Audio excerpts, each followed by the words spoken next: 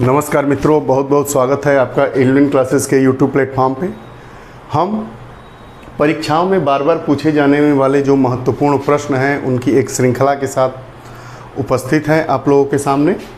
इस श्रृंखला में 10 से 15 प्रश्न दिए जाएंगे। यह हमारी कक्षाएं हफ्ते में 2 या 3 दिन संपादित की जाएगी। यह परीक्षा इसलिए ज़रूरी है कि हमें पढ़ने के साथ साथ हमें कितना याद है उसको ध्यानगत रखेंगे, और जितने ज़्यादा हम प्रश्नों का रिवीजन करेंगे, अभ्यास करेंगे, पुनरावृत्ति करेंगे, उतने ज़्यादा हमें सफलता मिलने की संभावना बढ़ती चली जाएगी। आप पाते हैं कि आते हुए भी प्रश्न हमें परीक्षा में हम गलत टिक करके चले आते हैं, तो ऐसा ना हो इसलिए एक छोटा सा प्रयास एलविन क्लासेस के तरफ से किया जा रहा है। आइए प्रारंभ करते हैं। देखिए, आपके व्हाइट बोर्ड पे कुछ प्रश्न दिए गए हैं। ये बहुत ही महत्वपूर्ण प्रश्न हैं। अगर आप इसको देखते हैं और उसके बाद विगत वर्षों के प्रश्न पत्रों को आप सॉल्व करते हैं या किए होते हैं, तो आपको अपने आप इस कक्षा की महत्ता के बारे में जानकारी मिल जाएगी। पहले प्रश्न से स्टार्ट करेंगे। 14 प्रश्न हैं आज की कक्षा में। पहला प्रश्न देखते हैं।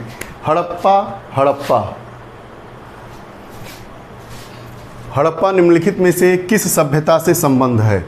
हड़प्पा तो सिंधु घाटी सभ्यता।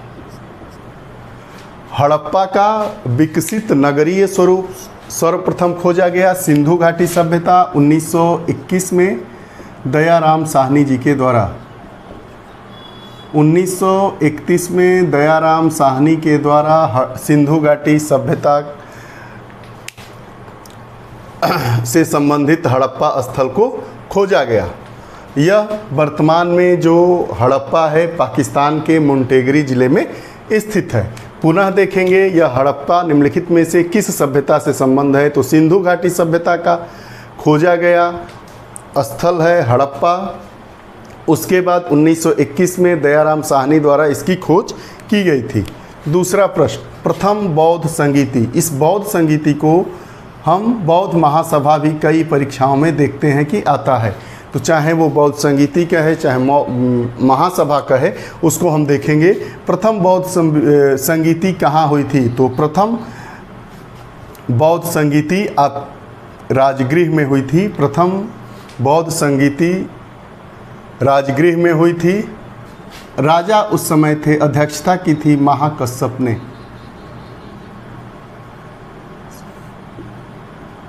महाकश्यप ने इसकी अध्यक्षता की थी। प्रथम बौद्ध संगीति कहाँ हुई थी?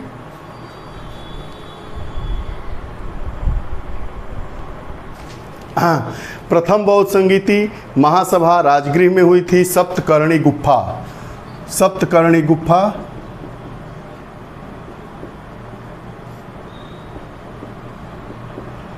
महाकश्यप ने इसकी अध्यक्षता की थी।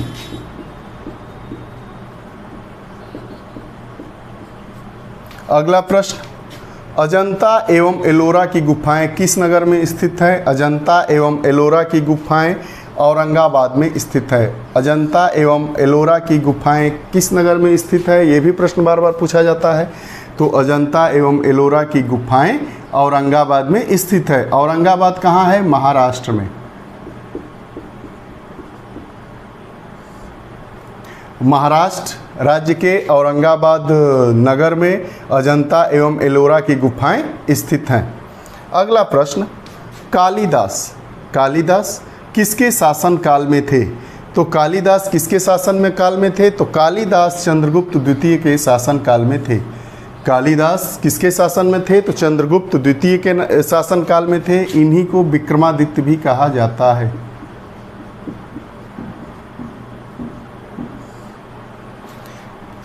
आप देखेंगे तो पूछा जाएगा कि विक्रमादित्य की उपाधि या विक्रमादित्य के नाम से विख्यात कौन था? चंद्रगुप्त प्रथम दे देगा, द्वितीय दे देगा, अशोक दे देगा, समुद्रगुप्त दे देगा, कुमारगुप्त दे देगा। उस समय के शासन काल से मिलते जुलते नाम दे दिए जाएंगे। तो आपको बता दें कि चंद्रगुप्त द्वितीय को ही विक्रमादित्य कहा जाता है। ये बार बार प्रश्न पूछा जाता है। पुनः प्रश्न को देखेंगे, कालिदास किसके शासनकाल में थे? तो कालिदास चंद्रगुप्त द्वितीय के शासनकाल में थे। अब गोलकुंडा को वर्तमान में क्या कहा जाता है? गोलकुंडा को वर्तमान में क्या कहा जाता है? चार ऑप्शन है हमारे पास, हैदराबाद, कर्नाटक, बीजापुर, बंगलौर।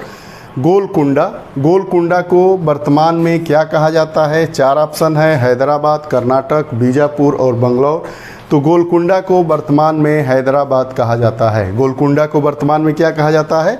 हैदराबाद। अब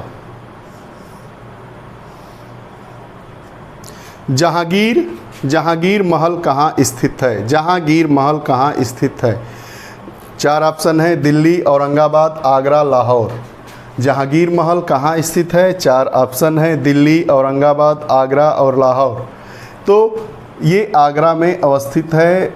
ये सलीम के रहने के लिए, सलीम जिनका नाम जहांगीर भी था,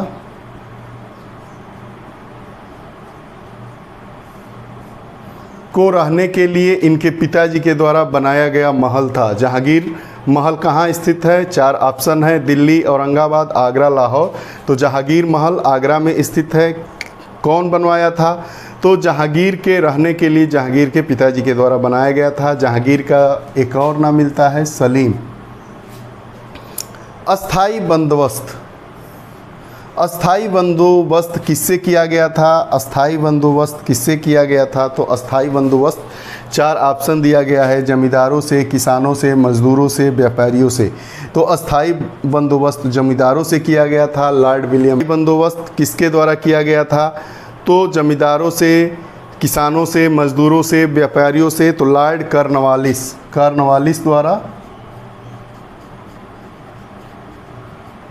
कॉर्नवालिस द्वारा 1793 में जमींदारों से किया गया था।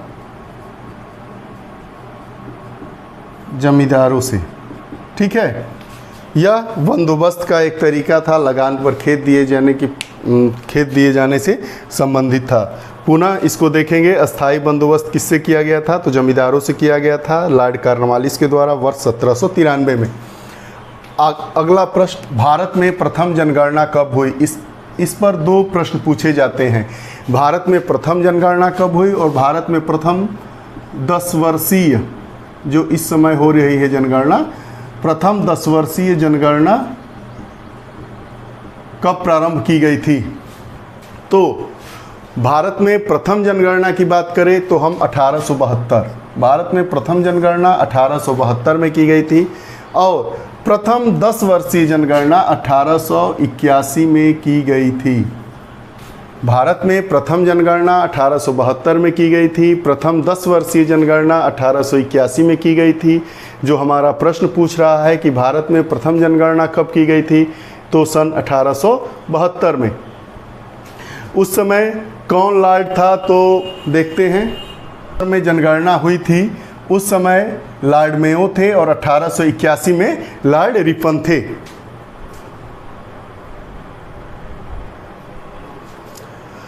जो प्रथम जनगणना हुई थी किसके शासनकाल में हुई थी? इसका लॉर्ड मेयो। और जो प्रथम 10 वर्षीय जनगणना हुई थी किसके शासनकाल में हुई थी? रिपन। जितने अच्छे काम होते हैं रिपन के, लॉर्ड रिपन के द्वारा किया गया था। शांति निकेतन पश्चिम बंगाल के किस जिले में अवस्थित है? शांति निकेतन ये नाम है, पश्चिम बंगाल के किस जिले में अवस्थित है? 4 ऑप्शन है, वर्धमान, बांकुड़ा, मुर्शिदाबाद, बीरभूमि। तो शांति निकेतन पश्चिम बंगाल के बीरभूमि जिले में स्थित है। इसकी स्थापना गुरु रविंद्रनाथ टैगोर के द्वारा की गई थी।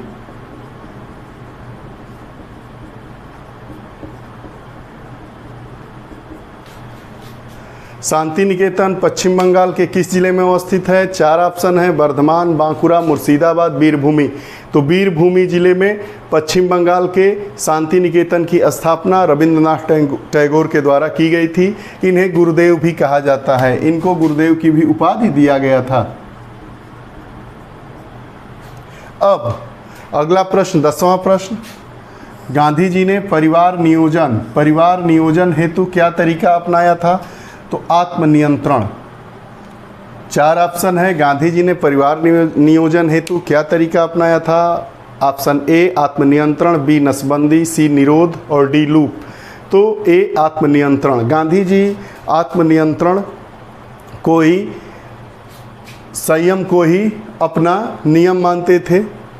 अब आगे देखिए 11वां प्रश्न, 1857 के स्वाधीनता संग्राम का क्या प्रतीक था?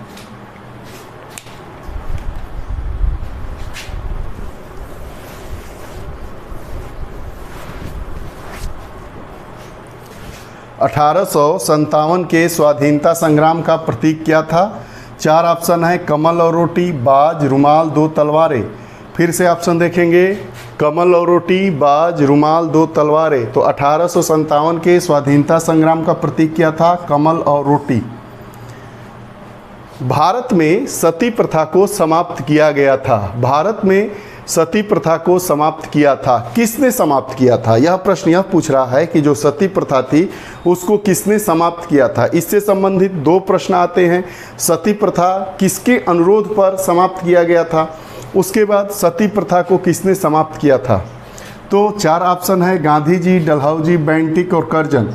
तो Lord William Bentinck, Lord William Bentinck ने राजा राम मोहन राय के अनुरोध पर, लॉर्ड विलियम बेंटिक ने राजा राम मोहन राय के अनुरोध पर सती प्रथा को समाप्त किया था। किसके अनुरोध पर? राजा राम मोहन राय।